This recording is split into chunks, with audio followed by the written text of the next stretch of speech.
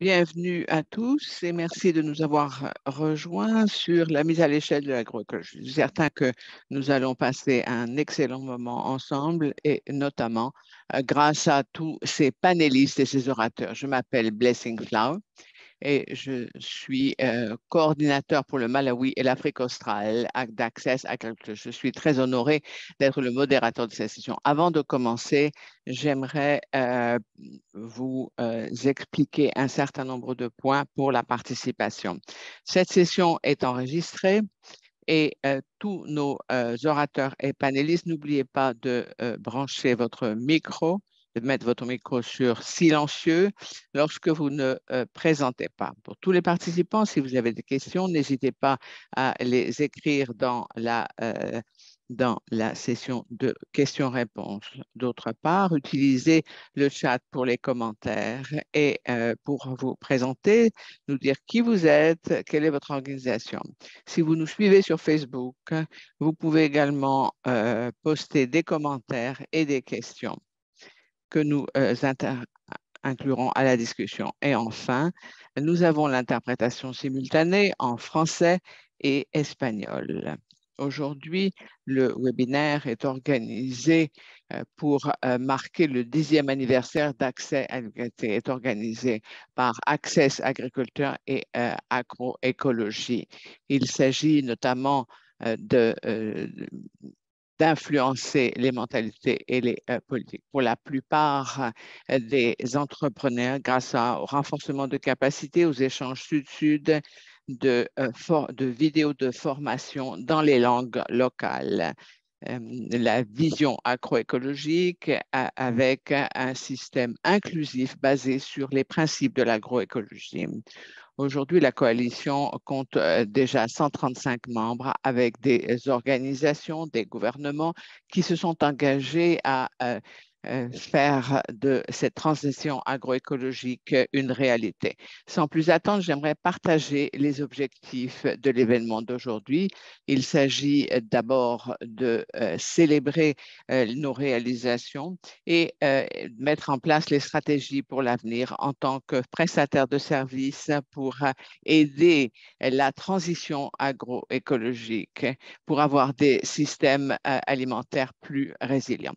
Aujourd'hui, nous allons d'abord entendre Émile qui est responsable des systèmes alimentaires. Il est également le membre d'un panel international d'experts pour les systèmes alimentaires. Il est également un des auteurs d'un rapport qui s'appelle de l'uniformité à la diversité pour diversifier les systèmes agro et écologiques. Aujourd'hui, sa présentation se portera sur les stratégies pour transformer le système alimentaire grâce à l'agroécologie. Et nous souhaitons la bienvenue à Émile. Merci beaucoup pour cette présentation.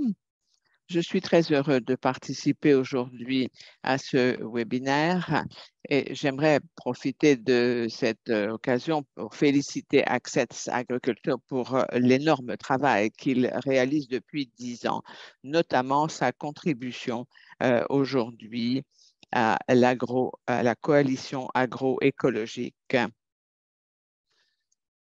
Donc, je vais vous parler aujourd'hui de l'agroécologie. Tout d'abord, pour vous rappeler pourquoi nous avons besoin de revenir sur nos systèmes alimentaires qui ne sont pas durables. Ils produisent un tiers des gaz à effet de serre, ils sont responsables de 80% des pertes de biodiversité, ils polluent le sol, l'air et l'eau.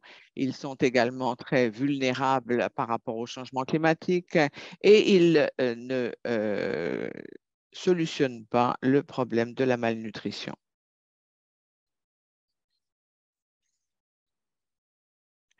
Je crois que nous avons perdu Émile. Monsieur le docteur Émile, est-ce que vous êtes toujours avec nous?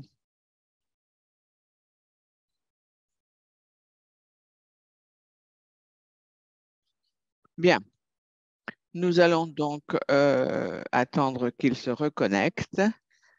Est-ce que, Monsieur le docteur Émile, est-ce que vous êtes avec nous? Blessing, je vous redonne la parole. Donc, nous reviendrons sur la présentation du docteur Émile lorsque j'aimerais entre-temps vous présenter Jocelyne Rogers, qui est la cofondatrice d'Accès Agriculteur, qui a travaillé au développement rural et qui a joué un rôle essentiel en matière de vidéo, création de vidéos grâce à ses 40 ans d'excellence. Aujourd'hui, elle va vous parler d'un certain nombre d'outils, donc de TIC. Merci beaucoup, Blessings. Bonjour, bonjour, bon après-midi, bonsoir, en fonction d'où vous vous trouvez dans le monde. La mise à l'échelle d'agroécologie avec des vidéos de formation de qualité et des outils TIC. Nous avons trois défis à relever. D'abord, aider les gens à comprendre que l'agroécologie peut être une manière de produire des aliments d'une manière rentable et durable. D'autre part, il s'agit d'avoir des vidéos de grande qualité. D'autre part, vulgariser ses connaissances parce que aujourd'hui, dans de nombreux pays, la digitalisation est encore compliquée, notamment lorsqu'on est à l'extérieur des capitales. Les données peuvent être également très chères dans un certain nombre de pays. Donc, tout d'abord, les défis de connaissance écologique sont complexes parce qu'ils sont difficiles à comprendre et à partager. Donc, présente, lorsque l'on présente ces services, en général, la vulgarisation est un processus compliqué, notamment par rapport à certains groupes comme les jeunes et les femmes. Donc, et nous allons entendre les commentaires d'un certain nombre de personnes qui ont contribué. Tout d'abord, en ce qui concerne les semences et la biodiversité, c'est vraiment important de garder des variétés de semences qui proposent des solutions, notamment en période de changement climatique, comme Dominique l'a dit. Nous préservons les variétés de nos ancêtres pour ne pas les perdre. Nous devons garder ces différentes variétés pour nos enfants à l'avenir. D'autre part, la santé des sols, c'est absolument essentiel en agroécologie. Nous avons de nombreuses vidéos sur le site web pour justement proposer un certain nombre de menus. Jaël a dit qu'il n'utilise que des conteneurs en plastique parce que les conteneurs en métal interfèrent avec les bons microbes et sont un problème pour la fermentation. Et lorsqu'on utilise des pots en argile, on a des fuites qui attirent les insectes. Les, les cultures intermédiaires, c'est également un autre avantage. Vincent, en Ouganda, dit qu'un autre avantage, c'est que les vers qui apportent la fertilité à nos sols ne meurent pas comme ils ne meurent pas parce qu'ils sont justement à l'ombre. Et d'autre part, la santé animale. Il ne faut pas oublier que nous avons beaucoup de vidéos sur la santé animale. Et nous entendrons une vidéo d'ailleurs sur quelqu'un qui les produit. Calvati en Inde sait que lorsque les poules ont des vers, elle les traite en faisant bouillir des pots de grenade, donc en utilisant une méthode tout à fait naturelle. Enfin, en matière de mise à l'échelle de l'agroécologie, ce qui est important, ce sont les systèmes alimentaires locaux et la gouvernance, c'est-à-dire que l'importance des marchés locaux, on ne pourra jamais insister suffisamment là-dessus. Et d'ailleurs, c'est important également pour les consommateurs de comprendre d'où vient leur alimentation. Au Kenya, nous avons commencé à sécher des feuilles de choux frisés parce que tous les fermiers avaient planté des choux frisés et nous avions beaucoup trop de production et nous étions obligés de le jeter. Les agriculteurs doivent avoir des options pour pouvoir justement croiser, utiliser différents types de cultures. C'est pour vous donner une idée des différents sujets. Nous allons maintenant passer à la manière dont nous pouvons créer des vidéos de qualité. Qu'est-ce qu'on entend par des vidéos de qualité? D'abord, le contenu. Comment est-ce que nous décidons des sujets de ces différentes vidéos? La réponse la plus simple, c'est que nous n'avons pas de réponse. Nous travaillons avec des partenaires locaux, avec des gens qui sont vraiment sur le terrain, qui travaillent dans les différentes communautés sur le terrain. Il y a beaucoup de différentes étapes pour créer une vidéo de qualité. Toutes les étapes sont importantes, mais la première étape, c'est la recherche au niveau de la communauté, c'est-à-dire qui a quelle connaissance. Donc, d'abord la recherche, ensuite pour confirmer avec les communautés sur les sujets, pour faire en sorte que les vidéos soient véritablement pertinentes. 70% du temps de production, nous le passons sur cette étape. Une fois que nous avons un bon script, l'étape suivante, c'est filmer pour véritablement montrer ce que nous enseignons.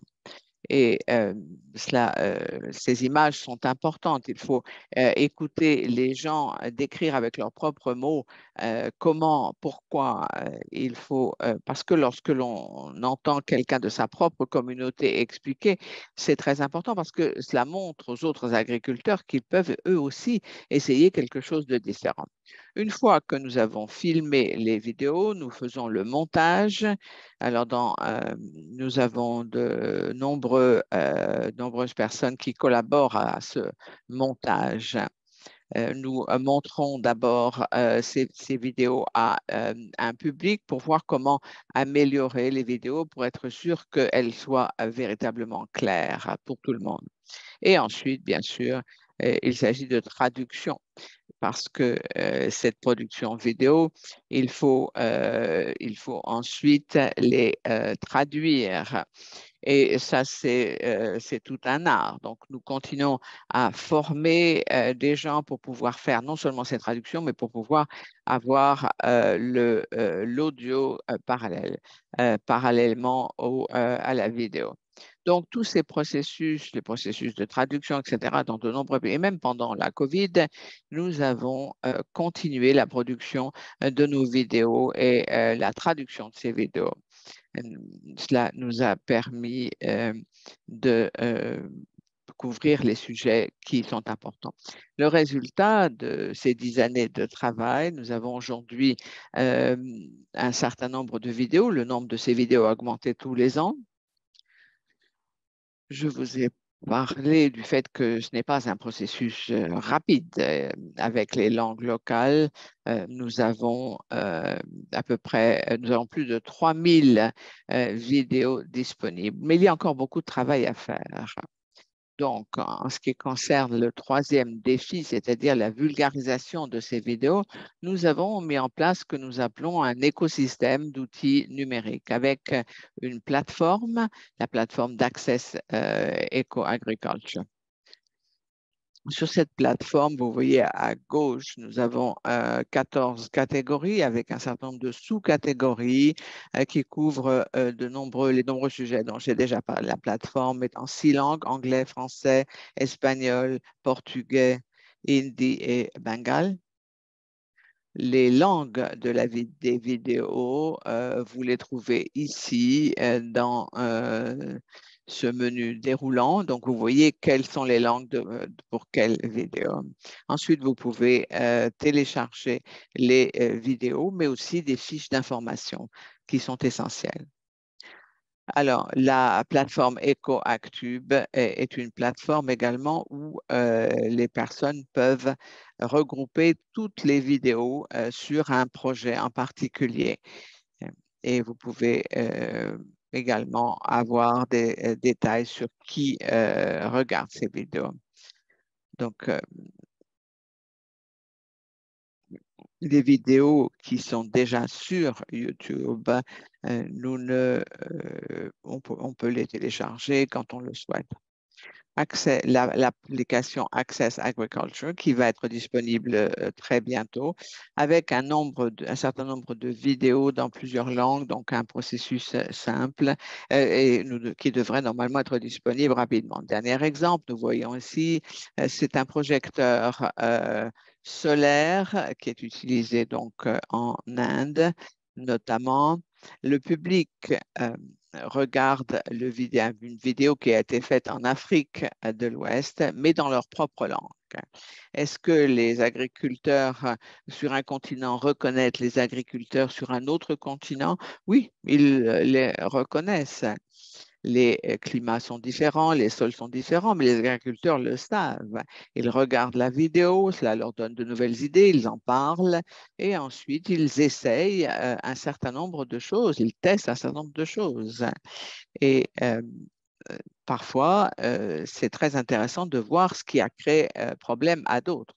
Donc, créer des vidéos de formation de qualité et les traduire, ça prend du temps, mais ces vidéos permettent aux agriculteurs de comprendre un certain nombre de situations et de prendre leurs propres décisions. En utilisant les langues locales, cela permet également de dépasser les barrières et d'accéder à un certain nombre de groupes, par exemple comme des femmes, qui sont plus difficiles à toucher. Enfin, aucune technologie ne suffira à mettre à l'échelle l'agroécologie. Nous avons besoin d'un écosystème d'outils numériques avec des contenus de qualité pour expliquer et inspirer. Merci de votre attention. Nous vous expliquerons comment ces ressources sont utilisées dans la pratique et je suis certaine que vous trouverez que c'est une source d'inspiration passionnante. Merci beaucoup pour ces informations sur la manière dont Access Agriculture utilise ces vidéos pour donner le pouvoir aux agriculteurs. La technologie ne nous a pas permis de couvrir la présentation. Émile, si vous êtes à nouveau parmi nous, merci beaucoup. Désolé, j'ai eu un problème avec ma connexion Internet. Donc, je vais reprendre là où j'avais arrêté, c'est-à-dire qu'est-ce qui ne fonctionne pas avec nos systèmes alimentaires actuels. Ils sont tous associés directement avec, avec l'agriculture industrielle. Le fait que nous ayons besoin de changements de transformationnels sont déjà reconnus, déjà depuis 2016, depuis le premier rapport écrit par IPES Food. Mais de nombreux autres rapports internationaux depuis insistent sur le besoin de changement de transformationnel systèmes et insistent tous sur le rôle que joue l'éco-agriculture ou peut jouer dans cette transformation. Donc, ce dont nous avons véritable besoin, c'est de véritablement avancer et avoir des paradigmes de changement. Ce n'est pas seulement améliorer les systèmes actuellement, nous avons vraiment besoin de repenser les systèmes et de changer de paradigme, c'est-à-dire avec des systèmes qui se concentrent sur des mesures d'adaptation climatique, mais aussi de santé avec des objectifs culturels aussi. Ils sont basés sur 13 principes de l'écologie qui ont été développés par un certain nombre de panels d'experts. En 2019, et ça a été adopté par 126 pays et la FAO. Ces principes représentent les réponses à différents types d'objectifs afin de renforcer la résilience, afin d'améliorer l'efficacité des ressources, mais aussi afin de sécuriser l'équité sociale en matière de connectivité, en matière d'équité, en matière de participation.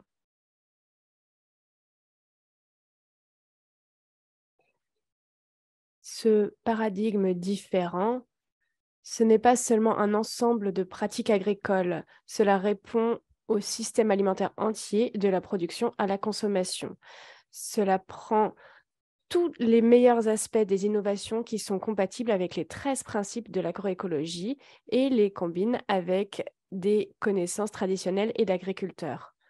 Donc, ce n'est pas une approche du haut vers le bas, mais plutôt une approche participative qui mélange et qui marie les connaissances traditionnelles des agriculteurs avec les connaissances modernes.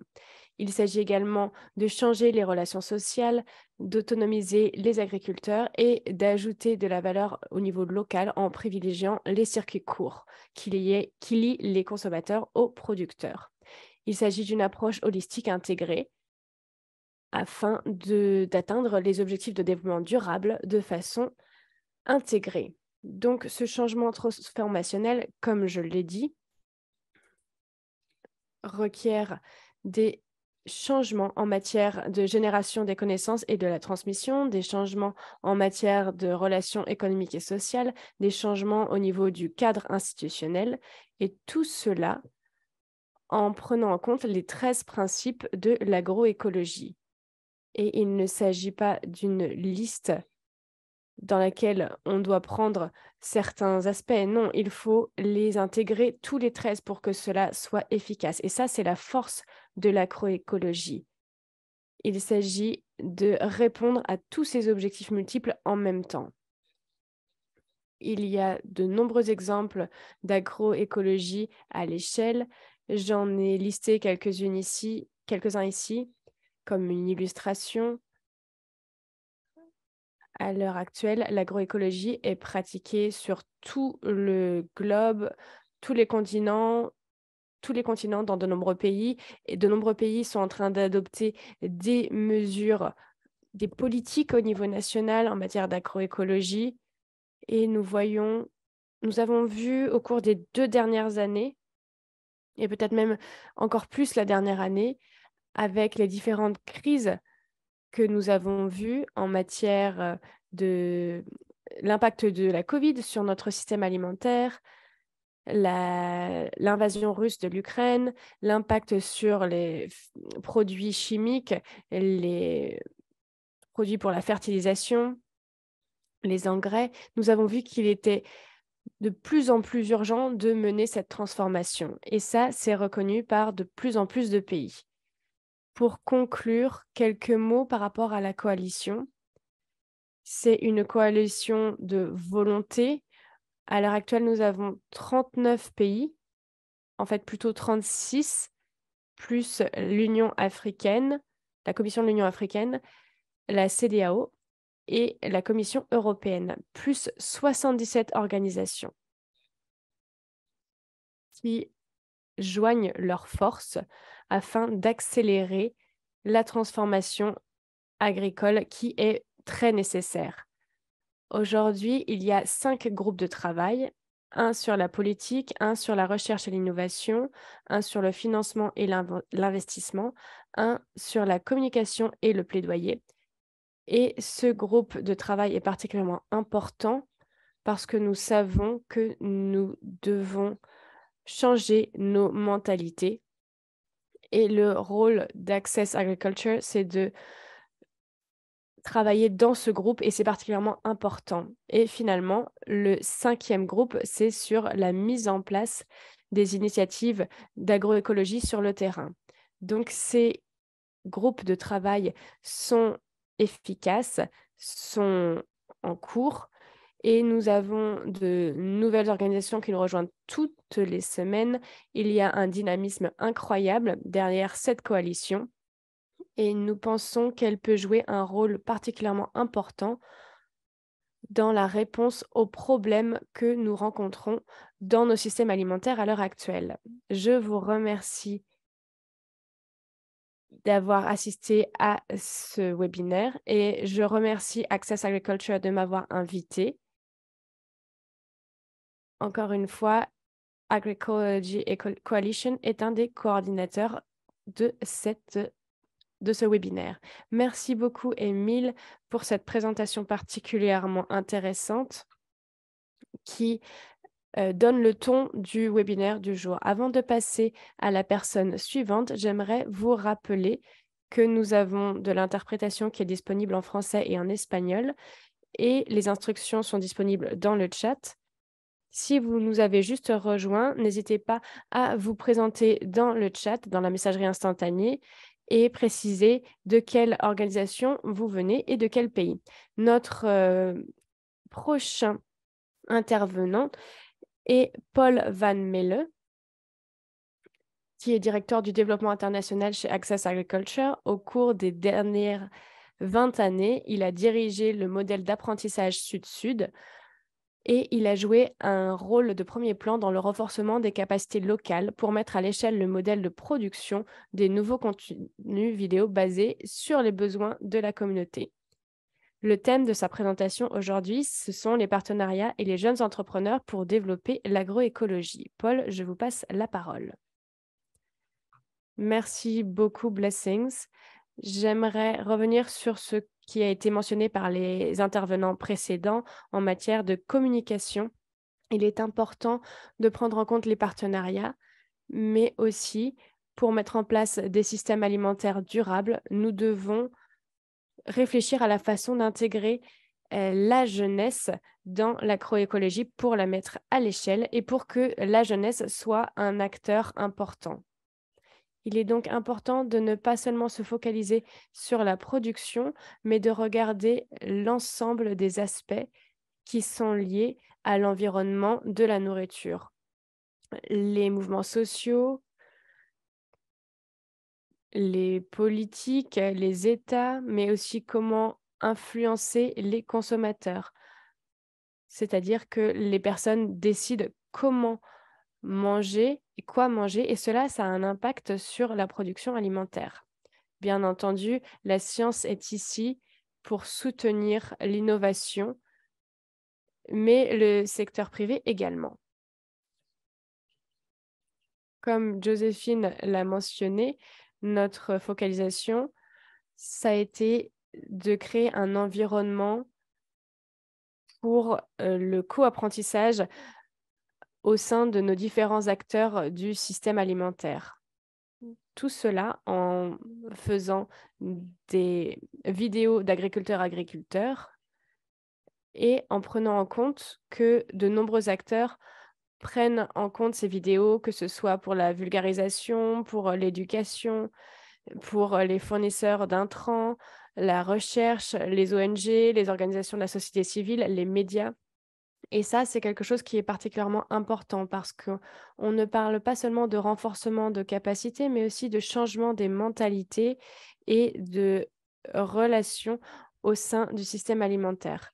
Ici, je voulais partager cette page avec vous par rapport aux partenariats stratégiques que nous avons mis en place. En haut, vous pouvez voir des organisations internationales et des réseaux internationaux avec qui nous contribuons beaucoup. Et en bas, il s'agit d'exemples d'Inde. Je souhaitais souligner les interactions avec les compagnies privées. Il y a également des organisations qui se focalisent sur les médecines basées sur l'herboristerie, par exemple. Maintenant, une des choses qu'Access Agriculture a développé au cours des 4 dernières années, c'est d'intégrer la jeunesse. Donc, nous avons des personnes qui amènent les vidéos aux agriculteurs et c'est leur profession. Nous les appelons les entrepreneurs pour l'accès rural. Ils utilisent le projecteur intelligent qui a été montré dans la présentation précédente. Ils peuvent donc diffuser des vidéos aux communautés rurales sans même être connectés à Internet ou même sans utiliser d'électricité. Comment est-ce que nous mettons en place un tel réseau d'entrepreneurs pour l'accès rural? Tout d'abord, comme Joe l'a mentionné, il est important pour le public de pouvoir voir des vidéos, quel que soit le pays dans lequel elles ont été produites, mais il est également très important de pouvoir les écouter dans leur langue maternelle. Donc, pour un entrepreneur qui souhaite avoir cette activité, il est important d'avoir au moins 100 vidéos qui ont été traduites dans la langue locale.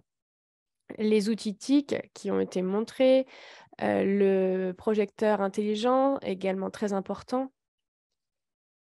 et nous organisons des compétitions en ligne via le Fonds des jeunes entrepreneurs et c'est un mécanisme que nous utilisons pour identifier des entrepreneurs. Très souvent, ces jeunes sont déjà actifs dans l'économie verte et souhaitent élargir les services qu'ils peuvent apporter dans le cadre du système alimentaire. Nous formons ces personnes pendant 18 mois pour que ces personnes puissent devenir des fournisseurs de services professionnels en matière de vulgarisation. Joe a mentionné que nous avions une large variété de domaines, que ce soit la transformation alimentaire ou d'autres domaines, et je pense qu'il est important de donner aux agriculteurs cette opportunité, cette richesse qui permet aux agriculteurs de décider ce qu'ils veulent regarder. Donc, ces jeunes entrepreneurs sont également formés pour mettre en place des services basés sur la demande, pas seulement via un ordre du jour prédéterminé. À l'heure actuelle, je pense que nous avons plus de 200 jeunes dans plusieurs pays africains et en Inde qui utilisent ce modèle commercial et la plupart d'entre eux combinent leurs services de consultant avec d'autres activités. Par exemple, il y a des entrepreneurs qui vendent des installations de biogaz, d'autres sont impliqués dans la transformation alimentaire, dans la vente de semences et également dans le fourrage hydroponique. Il y a de nombreux entrepreneurs qui ont d'excellentes idées et qui les ont trouvées dans les vidéos. Ah, peut-être que je pourrais mettre en place une production d'intrants organiques et d'intrants biologiques et en même temps, je vais montrer des vidéos et établir une relation de confiance avec les communautés rurales. De façon intéressante, ces jeunes entrepreneurs gagnent entre 40 et 100 dollars par mois pour la diffusion de leurs vidéos, en louant par exemple le projecteur intelligent et en mettant en place des ateliers ou en vendant les vidéos. Et tout cela, grâce au service de projection de vidéos, certains ont pu augmenter leur propre activité, c'est-à-dire qu'ils utilisent les vidéos qui ont été produites et ils les vendent parce que le contenu est particulièrement inspirant, particulièrement riche.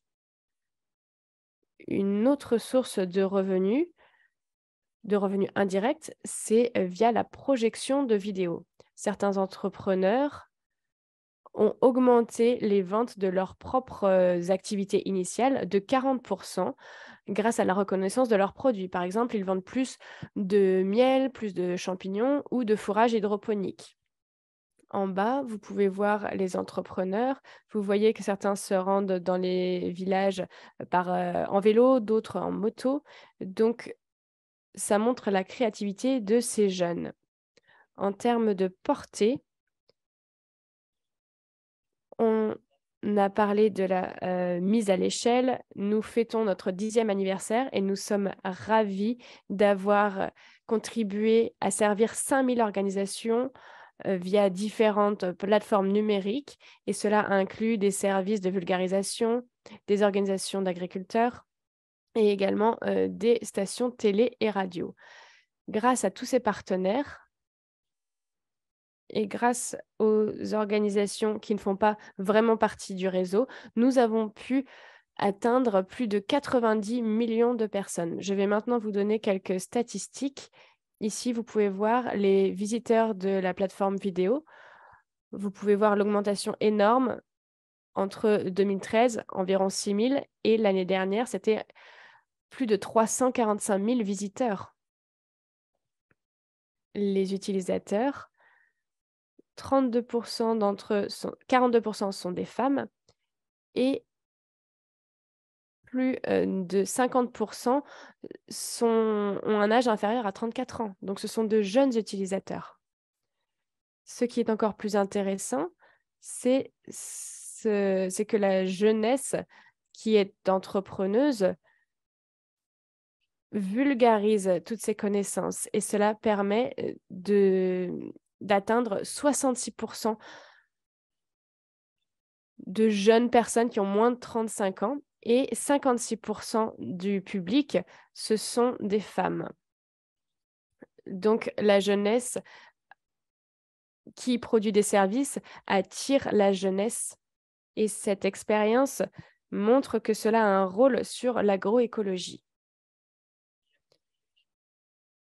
L'appréciation des connaissances locales, je crois que c'est une dimension clé pour l'agroécologie. L'autre aspect, c'est rechercher davantage d'informations. C'est une véritable mesure d'impact au niveau de l'autonomisation et l'implication de la jeunesse notamment. Pour conclure, ce sont des leçons que nous avons apprises au cours de la dernière décennie. En investissant dans des vidéos de formation de qualité pour les agriculteurs, vous pouvez atteindre et influencer de nombreux acteurs du système alimentaire.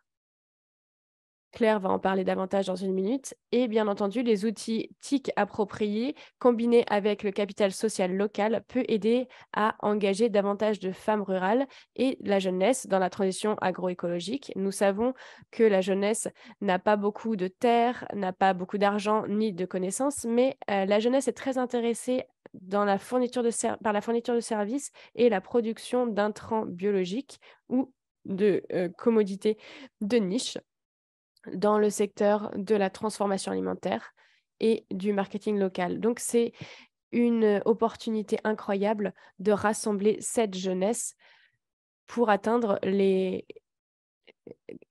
objectifs que nous souhaitons poursuivre, c'est-à-dire la transition vers des systèmes alimentaires plus durables. J'aimerais maintenant remercier tout le monde pour son attention et je redonne la parole à Blessings. Merci beaucoup, Paul, pour cette merveilleuse présentation sur la façon dont le modèle d'Access Agriculture de livraison du dernier kilomètre par l'intermédiaire de jeunes entrepreneurs aide à développer l'agroécologie.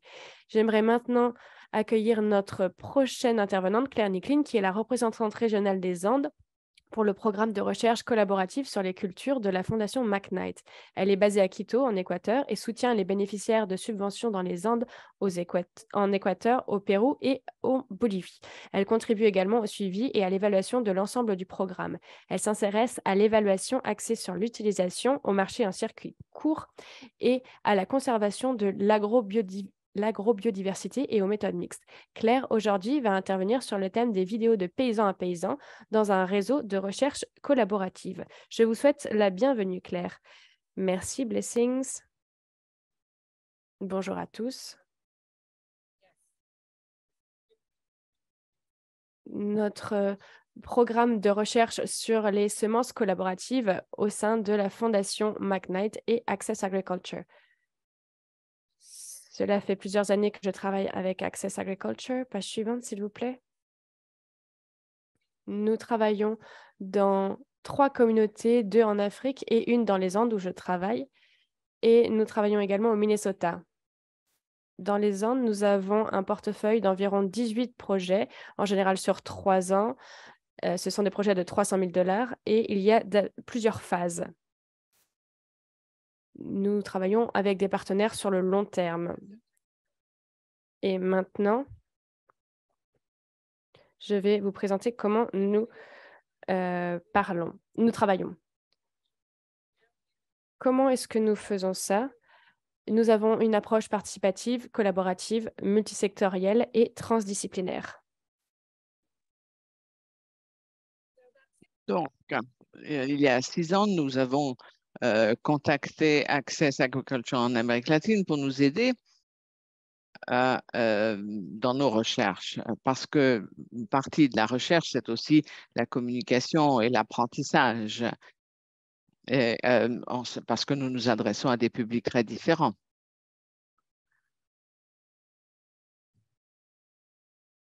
Donc, dans nos recherches, nous publions des articles dans un certain nombre de journaux qui sont véreux par les faits.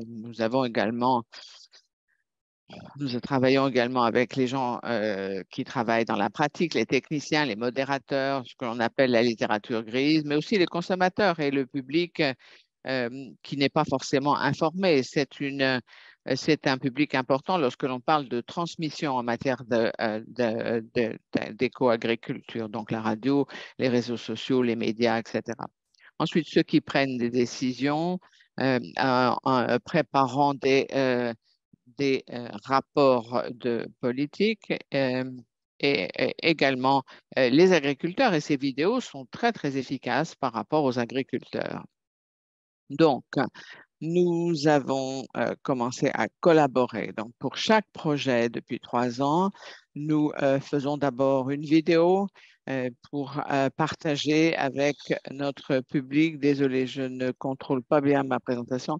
Les méthodes d'accès à l'agriculture sont très intéressantes. Donc, c'était en Bolivie en 2018. Et vous voyez que le personnel du projet, c'est-à-dire des représentants des ONG qui travaillent ensemble et qui apprennent comment procéder. Et donc, ce sont des ateliers de préparation du script avec les agriculteurs locaux. Donc, on va aussi sur le terrain et ça nous apprend souvent vraiment l'humilité pour réussir à communiquer des idées. Ensuite, nous revenons quelques mois plus tard et ce que je trouve très intéressant, c'est que ce ne sont que des témoignages d'agriculteurs, c'est-à-dire que nous n'avons pas de chercheurs ou de techniciens. Donc, si un agriculteur ne l'utilise pas, nous ne faisons pas de vidéo. Nous avons également, comme nous avons déjà dit, nous avons traduit des centaines de vidéos dans des dizaines de langues et que nous avons utilisées pour nos projets. Donc, nous avons l'intention de passer à l'échelle et pour cela, ces vidéos ont été particulièrement puissantes parce que cela nous a permis de changer les mentalités. Dans quelle mesure est-ce que ces vidéos ont changé les interactions? Et ma réponse, et donc avant de commencer la vidéo, ma réponse a été les chercheurs les agriculteurs étaient en fait les premiers chercheurs. L'agroécologie, ce que les vidéos ont fait, c'est qu'elles ont aidé les agriculteurs et qu'ils ils les ont également responsabilisés. Et c'est ce qui me plaît dans ce genre de vidéo, c'est que les agriculteurs parlent de leur propre expérience devant la caméra, parce qu'en fait, ce sont ces agriculteurs qui sont les véritables chercheurs. Alors, à mes amis agriculteurs, je recommande tout d'abord d'expérimenter pour pouvoir voir les résultats. Parce que lorsque vous ne voyez pas de résultats, vous allez hésiter à planter du fourrage cultivé. Ensuite, la vidéo suivante, c'est un agriculteur qui ont participé à la réalisation de vidéos. Il parle également de, différents scénarios de connaissances, etc., qui lui ont permis aussi de réaliser que ces connaissances avaient une valeur certaine et qu'elles valait la peine de les… Alors, enregistrer une vidéo ici chez moi, ça a été vraiment une expérience intéressante de partager mes connaissances sur ce qui se fait ici chez moi. Et c'était également la possibilité de partager ce que nous faisons avec d'autres parties du monde. Et ça me semble une excellente opportunité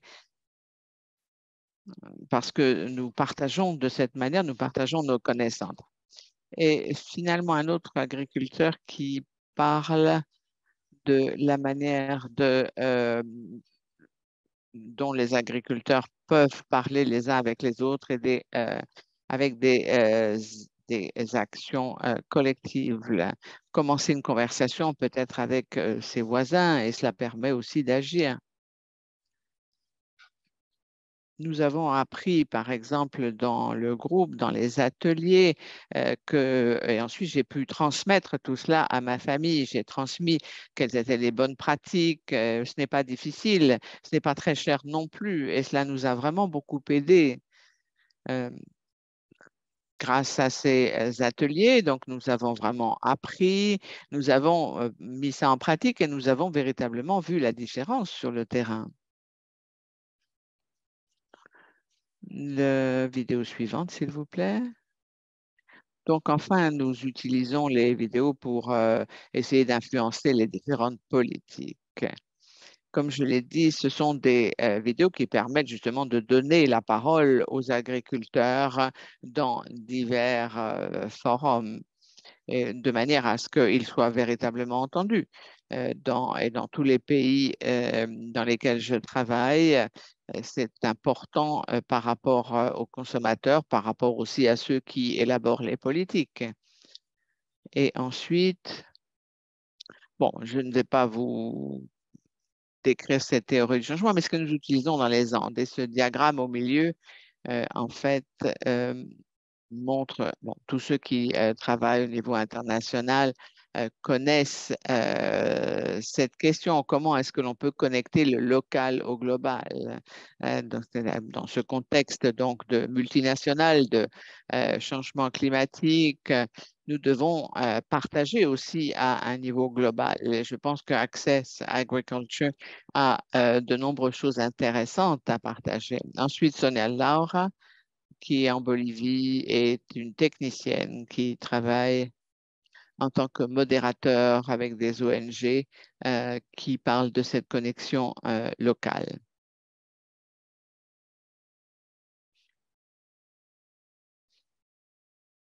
C'est intéressant de voir dans une langue locale des représentations d'autres contextes mondiaux, dans d'autres cultures principalement, d'autres manières de travailler, de s'habiller. Et ce qui était intéressant, c'est qu'en fait, nous avons tous le même objectif. Il s'agit de prendre soin de notre terre, de nos sols, de travailler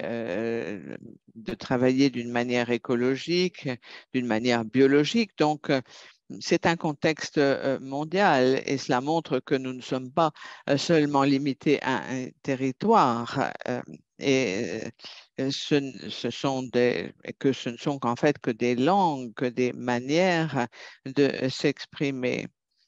Et donc, cela nous a permis aussi de voir de quoi parlaient les autres cultures et qu'en fait, ils avaient des problèmes très semblables à cause du changement climatique. Donc, avec ces vidéos, notamment avec ce langage, ça nous a permis aux personnes d'une communauté, par exemple, Aymara, donc une personne d'une communauté en Afrique qui parlait de la même chose, qui travaillait de la même manière. Et je pense que euh, ça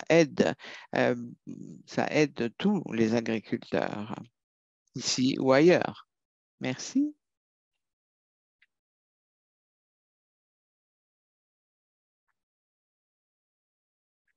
Merci beaucoup, Claire, d'avoir partagé votre expérience. C'est vraiment intéressant de voir comment est-ce que ces vidéos permettent aux communautés de découvrir des manières qui sont plus productives, plus durables et aussi plus intéressantes. C'est un point écologique. Donc, merci à tous nos orateurs pour leur présentation aujourd'hui. Des interactions très intéressantes et nous allons voir. Vous allez pouvoir continuer à taper, à mettre vos questions.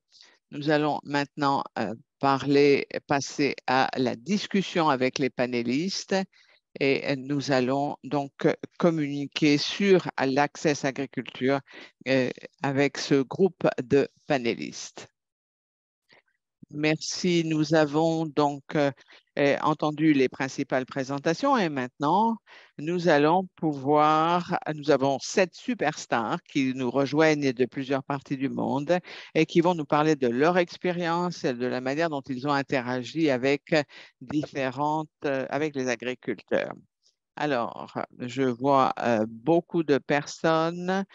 Très rapidement, nous avons Carolina qui est consultante en Amérique latine et dans les Caraïbes pour la FAO.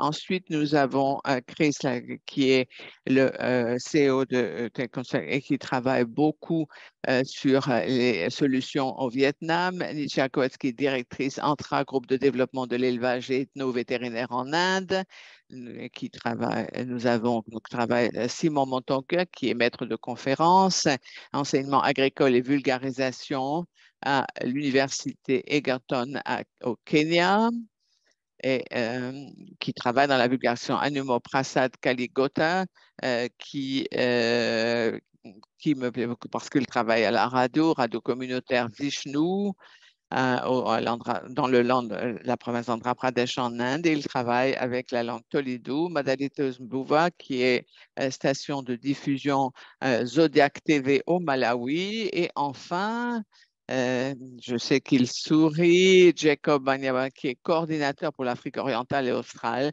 pour la promotion de l'innovation locale. C'est ce qui s'appelle ProLinova. Carolina, bienvenue. Parlez-moi un peu. Nous venons de franchir le cap des 10 ans et après 10 ans de, de travail, comment est-ce que vous avez procédé? Merci Phil pour cette présentation. Merci à vous tous de nous avoir invités. Je voulais commencer par expliquer comment les plateformes de connaissances peuvent-elles devenir plus efficaces pour rendre le savoir-faire agroécologique accessible aux petits producteurs alimentaires. La plateforme, donc, est destinée à de nombreux utilisateurs, qu'il s'agisse de gouvernements, d'organisations d'agriculteurs, les universités, la société civile, les ONG. Donc, euh, nous sommes très bien placés pour continuer après cette décade, donc cette décennie d'agriculteurs, de familles d'agriculteurs. Aujourd'hui, nous avons 38 contributeurs dans le monde entier, 70 000 utilisateurs par mois. Cette année, nous avons créé un certain nombre d'outils. La plateforme, par exemple, comprend aujourd'hui 11 pages thématiques. Une d'entre elles, c'est l'agroécologie, sur laquelle nous avons à peu près 2000 publications manuelles, e-learning et puis Access Agriculture. Nous avons pratiquement 500 vidéos. D'autre part, nous avons créé également un réseau pour aider à connecter les associations d'agriculture familiale dans les différents pays pour mettre en place des partenariats de collaboration. Aujourd'hui, nous avons 1700 LTCS. Donc, vous avez ces communautés de pratique. Comment est-ce que vous interagissez en Amérique latine? En Amérique latine, nous avons une plateforme ouverte euh, qui, c'est une initiative qui est promue par la FAO et nous, avec des partenaires comme Agroécologie et l'ATSO, c'est-à-dire un conseiller en Amérique latine, et un autre réseau, c'est Public Policy Network, RCAN, c'est aussi un réseau au Brésil, et bien sûr,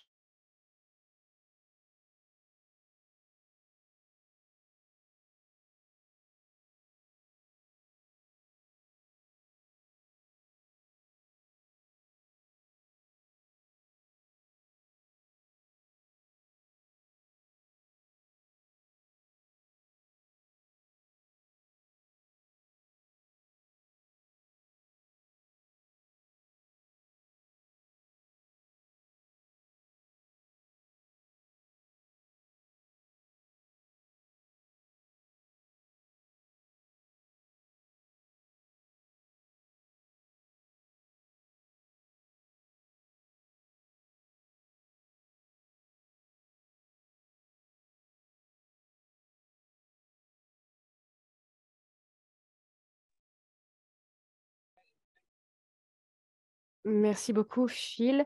Tout d'abord, joyeux anniversaire à Access Agriculture. Je dois dire que j'ai travaillé avec Paul et avec l'équipe d'Access Agriculture, et ça depuis quelques années, sur des vidéos de formation, comment utiliser les bons insectes pour combattre les ravageurs. Et pour moi, les vidéos ont vraiment fait une différence sur 3 fronts. Tout d'abord, l'éducation d'agriculteur à agriculteur, ces vidéos ont permis de combler les lacunes en matière de connaissances en agroécologie, parce que la plupart des agriculteurs n'ont aucune idée des rôles des insectes, à part peut-être les pollinisateurs. Pour la majorité des agriculteurs, un un bon oiseau est un oiseau mort. Donc, ils n'ont aucune idée de la façon dont cela peut être utilisé pour l'agroécologie. Et donc, de nombreux agriculteurs sous-évaluent la contribution des animaux et des insectes. Donc ça, c'est le premier élément. Le deuxième élément, c'est que les vidéos d'éducation ont rendu l'invisible visible. C'est-à-dire qu'il y a une poignée d'agriculteurs qui connaissent des choses en matière de contrôle biologique. Et ces personnes peuvent travailler avec différents insectes comme des coccinelles, comme des punaises. Et il y a également d'autres organismes qui travaillent la nuit et qui peuvent avoir une influence importante. Par exemple, des champignons microscopiques.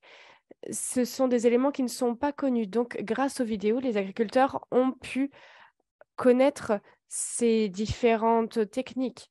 Donc, dans les vidéos pour l'avenir, qu'est-ce que vous suggérez qui serait intéressant? Je dirais peut-être des vidéos qui peuvent inciter les agriculteurs à innover et à expérimenter. De nombreuses personnes ont indiqué que les agriculteurs sont des personnes qui doivent faire des expériences. Ils ne peuvent pas perdre, ils ne peuvent pas utiliser, pardon, ce qu'ils ne connaissent pas. Un autre élément, c'est peut-être des vidéos qui sont diffusées par les entrepreneurs ruraux pour le développement d'unités de production de qualité. Comment se débarrasser des ennemis naturels. Donc, les agriculteurs pourraient faire des vidéos sur comment se débarrasser de certains champignons, certains parasites. Ça pourrait être un aspect intéressant. Il y a donc des vidéos qui permettent d'effectuer une transmission intercontinentale entre différentes régions. Par exemple, la région d'origine d'un fléau d'invasion, de ravageurs, et une région dans laquelle ces ravageurs pourraient sévir. Par exemple, il peut y avoir beaucoup de transmissions entre l'Amérique latine et l'Afrique. Merci beaucoup pour cette communication. Eh bien, ça nous emmène à passer à la parole à Nitya, que j'ai rencontrée il y a peu, et qui a fait des vidéos en Inde. Et ces vidéos sont maintenant diffusées en Afrique et en Amérique latine dans les langues locales. Nitya pense que la nature est un peu comme un dieu. Donc, comment est-ce que vous pouvez aider les agriculteurs? Eh bien, tout d'abord, merci beaucoup de m'avoir invité à ce panel. Merci et félicitations pour vos 10 ans. Très bien. Les agriculteurs peuvent utiliser les vidéos dans certaines parties du monde. Je crois que la communication peut être très efficace. Il y a des vidéos sur la façon dont les agriculteurs peuvent trouver des solutions et comment ils peuvent utiliser des connaissances particulières pour lutter contre des problématiques, par exemple des ravageurs, des parasites, et comment ensuite ils peuvent utiliser des ressources locales pour lutter contre ce problème. Par exemple, des outils, des moyens qui sont disponibles sur place afin de mettre fin à la situation. Donc, je dirais que l'accent, c'était sur les vidéos qui montrent comment les agriculteurs gèrent la situation. Et on leur donne également le message que si ça ne se passe pas bien, eh bien, alors on peut consulter un vétérinaire. Mais l'idée, c'est de les soutenir. Vous avez été excellente à fournir une méthode qui est facile à suivre étape par étape. Comment est-ce que vous pouvez expliquer qu'en général, la plupart des vétérinaires que je connais, ils utilisent des mots latins compliqués? Non, en fait, nous travaillons sur cela depuis des années. Nous avons écrit un livre pour les agriculteurs et le livre que nous avons écrit en langue locale, c'est un livre qui est largement utilisé en Inde. Il y a I mean, beaucoup it's de femmes qui unfortunate that s'occupent des that was the animaux en Inde. situation we found ourselves in. Even today, there Encore à are l'heure ladies. actuelle, il y a de nombreuses femmes qui ont 45-50 ans qui ne savent pas lire. Donc, on s'est dit que pour pouvoir les atteindre, il fallait utiliser d'autres supports, et notamment une plateforme collaborative. Les livres ont pu être transformés en petites vidéos ou en films. C'est donc un effort collaboratif pour pouvoir atteindre davantage de personnes. Merci beaucoup, Nithya. Une autre personne a effectué ce type de travail. C'est Simon Mutonga, qui est maître de conférence en éducation agricole et extension à l'Université d'Egerton. Vous essayez de faire rencontrer vos étudiants avec les agriculteurs. Pouvez-vous nous dire comment est-ce que vous avez fait ce travail? Comment est-ce que vous avez tiré de nouvelles idées de vos enseignements? Eh bien, au Kenya, j'enseigne les communications et la technologie. Depuis que j'ai commencé à travailler avec Access Agriculture, cela m'a beaucoup aidé à travailler avec mes étudiants et mes collègues sur le développement de vidéos d'agriculteur à agriculteur dans une langue qu'ils puissent comprendre. Et quand je peux le faire, je parle avec mes collègues des informations, des innovations qui sont utiles ou non. Et je dois dire que parfois, les innovations n'ont aucun intérêt si elles ne sont pas traduites dans des langages ou des langues locales. Donc, il y a 10 ans environ, j'ai commencé à travailler avec Access Agriculture et j'ai réussi à rassembler des personnes, des étudiants, des agriculteurs dans des séminaires pour parler des technologies simples et populaires qui pouvaient être utilisées. Et nous avons également parlé de la langue qui pouvait être utilisée dans les scripts vidéo. Vous travaillez beaucoup avec les personnes qui travaillent en matière d'extension, de vulgarisation. Est-ce qu'ils considèrent que c'est une menace ou que c'est utile? Eh bien, ce sont des personnes qui sont très intéressées pour travailler avec nous. Ils m'ont demandé des conseils pour faire des vidéos, je les ai guidés afin de pouvoir avoir un format qui leur convient. Ils en sont très contents. Ils travaillent ensemble pour compléter ce travail. Il y a une vidéo sur des thèmes spécifiques qu'on a pu partager avec les agriculteurs et nous souhaitons également aider les agriculteurs au Kenya. Le problème, c'est que Il n'est pas facile d'atteindre tous les agriculteurs en temps voulu, mais en tout cas, le partage de ces vidéos aide grandement.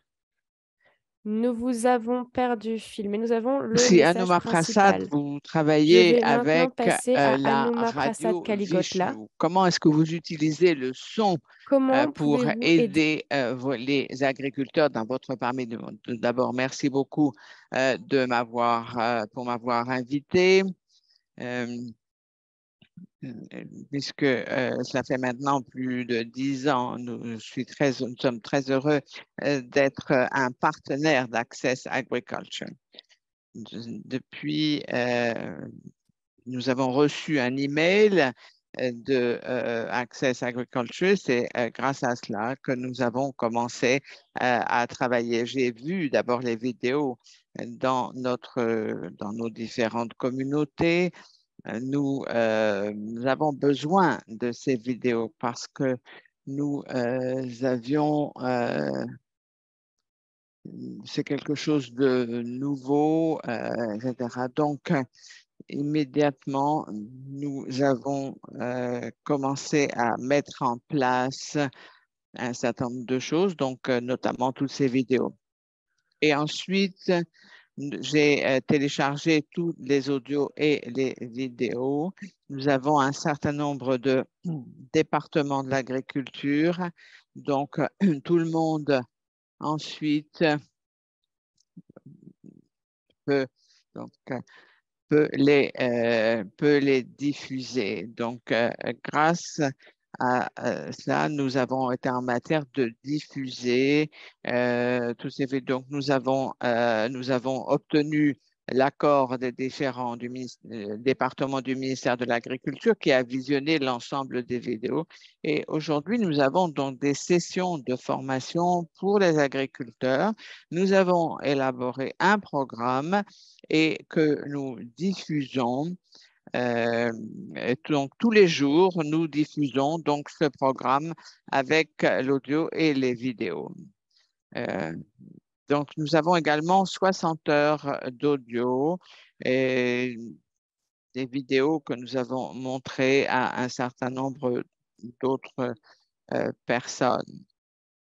Et même chose pour M. Rahman, etc. Donc, nous voulions créer de plus en plus de programmes. Cela, nous avons 12 000 étudiants dans différents collèges agricoles. Et nous avons également 70 institutions qui ont un certain nombre de programmes également, notamment sur l'agriculture alternative, etc. Donc, nous avons téléchargé toutes ces vidéos et toutes les semaines, donc, ils ont des réunions et ils montrent ces vidéos. Donc, ce qui est important, c'est de avoir à l'avenir davantage de vidéos dans les différentes langues. Donc, au Malawi, il y a une station de télévision qui s'appelle la chaîne Zodiac TV, qui est utilisée pas seulement par les gens dans les zones rurales, mais une partie de votre public est également dans les zones urbaines. Quelle langue? Nous utilisons l'anglais et le Quechua. Donc, merci beaucoup. Au Malawi, depuis 5 ou 6 ans maintenant, nous avons observé un changement en ce qui concerne l'acquisition de connaissances, notamment en ce qui concerne les activités dans les zones rurales, parce qu'avant, c'était principalement dans les grandes villes. Mais maintenant, depuis 5 ans à peu près, ce sont des technologies qui ont été adoptées, y compris dans les zones rurales. Beaucoup de gens, d'ailleurs, retournent à l'agriculture, abandonnent leurs emplois en ville pour retourner à la campagne, à l'agriculture. Donc, ces vidéos nous ont permis nous ont permis de les proposer à un public qui en avait véritablement besoin.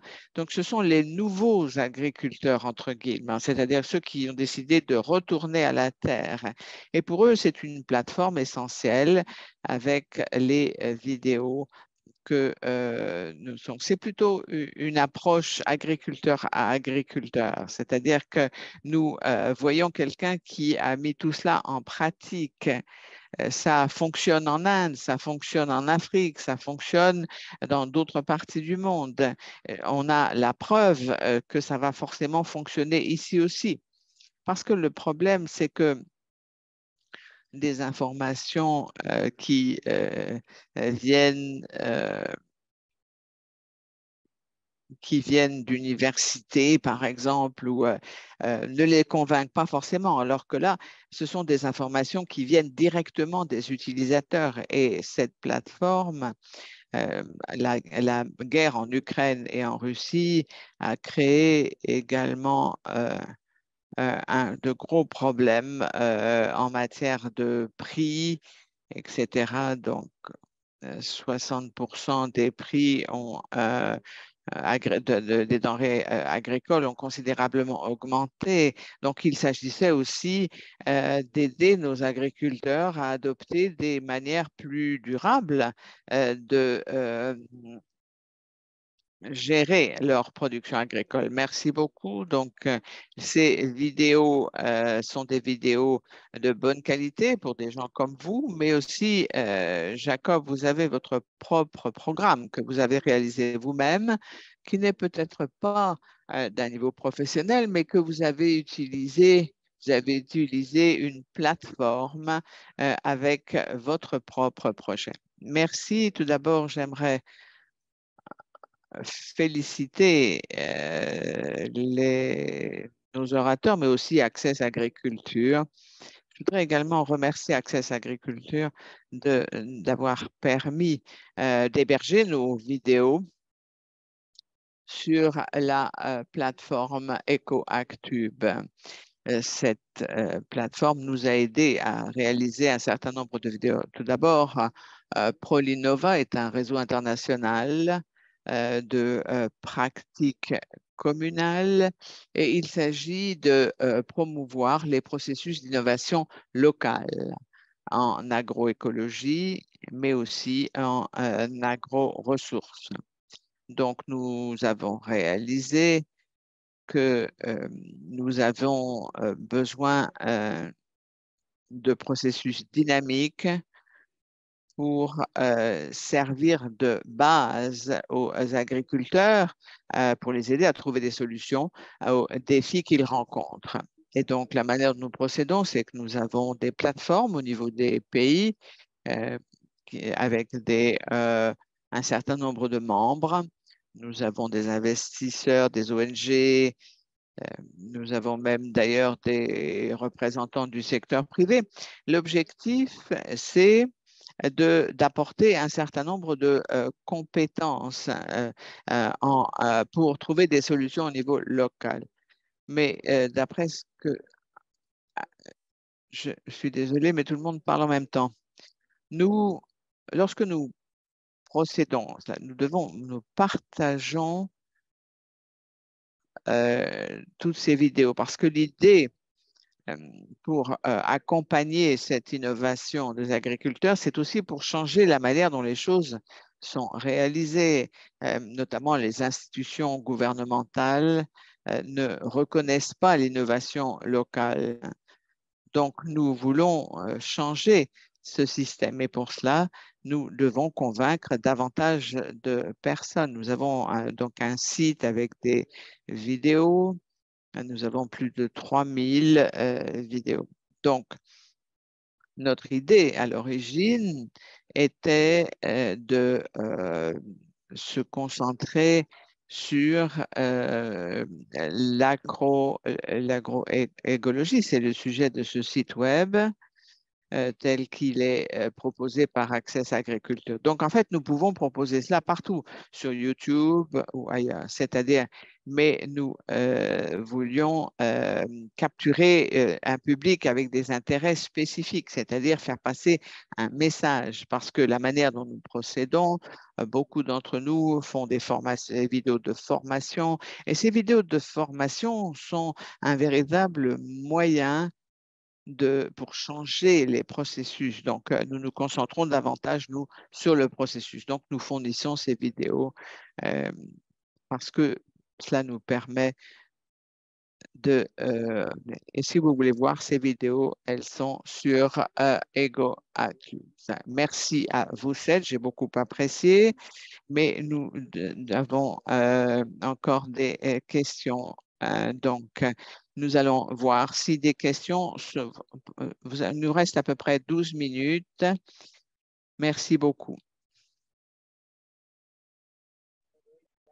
Merci beaucoup d'avoir modéré cette discussion des panélistes. Nous sommes un peu à court de temps. Nous allons donc passer aux questions et réponses. Nous avons quelques questions qui sont très intéressantes du chat. Je vais les mentionner et les diriger vers les panélistes et les présentateurs. Notre première question, c'est vous savez qu'il y a une grande rupture technologique dans certains pays en développement. Comment est-ce que dans ces cas-là, on peut utiliser les vidéos sur l'agroécologie? Eh bien, c'est une question très difficile. Je crois que de nombreuses choses sont en cours. Il y a eu des discussions par rapport aux satellites qui pourraient permettre de fournir des données à des coûts limités et cela pourrait également étendre la diffusion à des zones rurales. Cela se produit, mais ça prend bien plus longtemps qu'on le souhaiterait. Et ce sont les jeunes qui utilisent beaucoup Internet. Donc, s'ils ont l'opportunité, alors ils le feront et je suis sûre qu'ils le feront.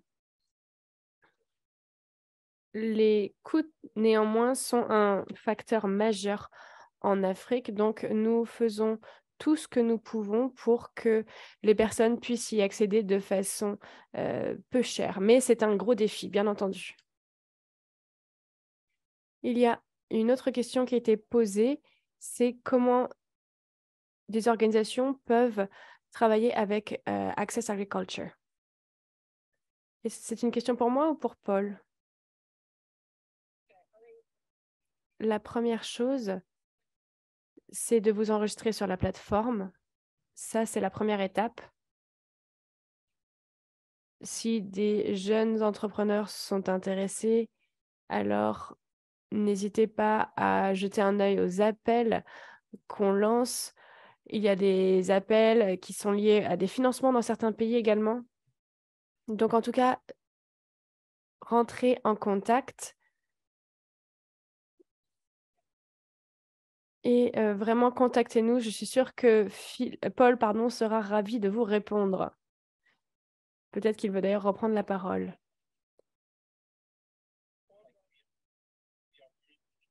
Je dois dire que nous sommes une organisation qui adore avoir des valeurs ajoutées. Nous sommes une organisation qui est très intéressée par toutes les organisations qui travaillent en matière d'agroécologie et nous serions ravis de vous aider à développer des partenariats, des actions. Merci beaucoup pour ce point supplémentaire, Paul. J'ai une autre question pour vous. Pensez-vous qu'il est important de combiner les approches vidéo et les autres approches pour la mise à l'échelle de l'agroécologie? Eh bien oui, je pense que c'est nécessaire. Nous savons que les écoles agricoles ont du mal à maintenir l'intérêt des participants pour mettre en place des formations hebdomadaires. Bien entendu, le temps manque souvent, donc les facilitateurs sont enclins à utiliser des vidéos pour pouvoir diversifier les formats de formation et pour rester attractif pour les agriculteurs. Bien entendu, les écoles agricoles sont basées sur des découvertes, un enseignement et un apprentissage basé sur les découvertes. On a parlé de rendre visible ce qui était invisible. Donc, je pense que les vidéos peuvent permettre de comprendre certains principes scientifiques qui sont liés à l'observation de leurs écosystèmes. Merci beaucoup pour votre réponse, Paul. Je vais passer à la question suivante. C'est une question pour Claire. Pensez-vous que l'utilisation de formats de vidéo a changé les dynamiques d'interaction entre les agriculteurs? Est-ce que Claire, vous êtes encore là? Oui, je pense que ça a changé.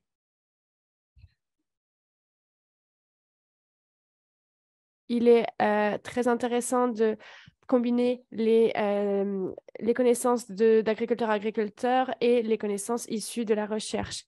Et il faut qu'il y ait une combinaison entre les deux. C'est quelque chose qui est vraiment apprécié. Merci beaucoup pour cela, Claire. Il y a un commentaire également de quelqu'un qui souhaiterait être en contact avec le programme de recherche sur les semences collaboratives, le CCRP. Et je vous invite à discuter davantage. Il y avait également d'autres questions. C'était une question très intéressante de Roséa qui voulait savoir davantage de choses sur le financement de la coalition. Comment est-ce que les acteurs s'assurent que le financement soit efficace en matière d'agroécologie et d'entreprises liées à l'agroécologie? Y a-t-il des entreprises qui pourraient également participer? Ça pourrait inspirer d'autres organisations. La réponse, c'était qu'il y a une méthodologie pour évaluer les projets d'agroécologie et cela peut être utilisé en matière de portefeuille d'activités agroécologiques, mais également pour la conception des projets. Je voulais vous parler de cette question. Je regarde maintenant l'heure et je vois que nous allons devoir arrêter la partie questions et réponses afin de passer à la conclusion. Phil, je vous redonne la parole. Merci beaucoup. Eh bien, la chose principale, c'est qu'il faut qu'on réfléchisse à ce que nous avons appris au cours des dernières 90 minutes. Tout d'abord, grâce au travail de nos superbes interprètes, nous avons pu entendre ce contenu en espagnol et en français. Merci beaucoup à Worldly Wise qui s'est assuré que tout fonctionnait. Merci également à tous ceux qui sont derrière la scène parce que sans cette équipe, on ne pourrait pas nous entendre. J'ai envie de revenir sur certaines choses qui pourraient nous inspirer. Si on regarde ce qui s'est passé au cours des 10 dernières années, les réalisations des agriculteurs qui ont bénéficié de connaissances d'autres agriculteurs, tout cela facilité par des vidéos qui sont pratiques dans leur langue locale. Tout cela nous permet d'avoir des vidéos dans une centaine de langues. Et je souhaite vous féliciter pour cela. La coalition agroécologie et Access Agriculture souhaitent mettre les choses à l'échelle. On parle de communication, on parle également d'action. Si on peut faire la communication et rassembler les voix des agriculteurs, leur donner une voix, c'est quelque chose qui a été mentionné par Claire. Je pense que ça pourrait être très intéressant. Joséphine a parlé de vidéos de qualité et de langue locale. Paul a parlé d'entrepreneurs. Comment est-ce qu'on peut travailler avec des jeunes? Comment est-ce qu'on peut travailler avec des femmes? Et comme Nietzsche l'a dit, ces femmes, parfois, sont analphabètes, donc elles ne peuvent pas lire. Et c'est pour cela que les vidéos sont le bon support. On a entendu quelqu'un d'Ouganda qui nous a dit « Si la vidéo est dans ma langue, alors je peux me l'approprier ». Nous savons qu'avec la Covid, avec tous les problèmes des intrants dont les prix ont explosé, notamment les produits de fertilisation, les engrais, Nous pouvons améliorer ce qui existe à la fois pour la génération actuelle et la génération future. Nous avons donc besoin d'aider ces agriculteurs à comprendre et à en apprendre des autres agriculteurs. Comme Paul l'a dit, nous atteignons maintenant 90 millions de personnes. Donc, il s'agit de redonner tout ça à la communauté et à l'enseignement. Il faut aider à partager. Et je pense que, comme nous le savons, il y a de nombreuses problématiques.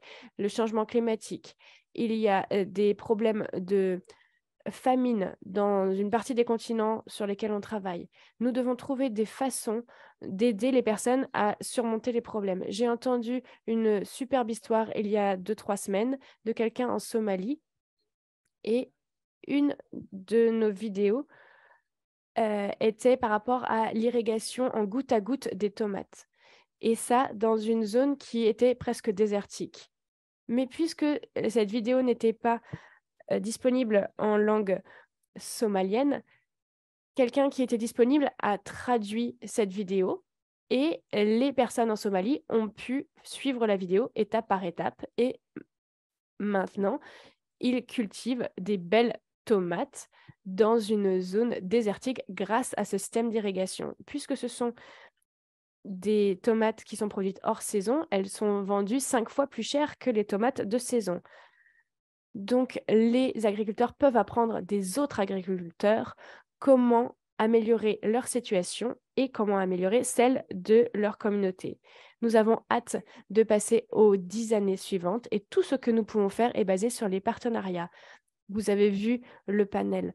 Toutes ces personnes sont des partenaires. Nous souhaitons augmenter nos partenariats et notre efficacité parce que les agriculteurs et les pays dans lesquels nous travaillons méritent mieux.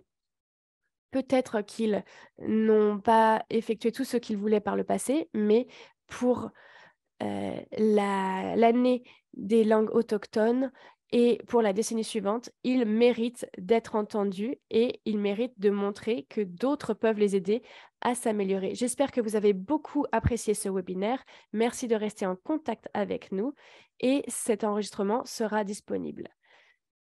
Je suis ravie qu'on puisse continuer ensemble. Ici, vous voyez certains emails. Vous avez plusieurs sites. Donc, le site d'Access Agriculture, le site d'Eco AgTube et le site d'Agroecology Coalition. Je vous remercie. Le projecteur automatique et intelligent peut permettre d'améliorer les sols et d'améliorer les vies également. Je vous remercie.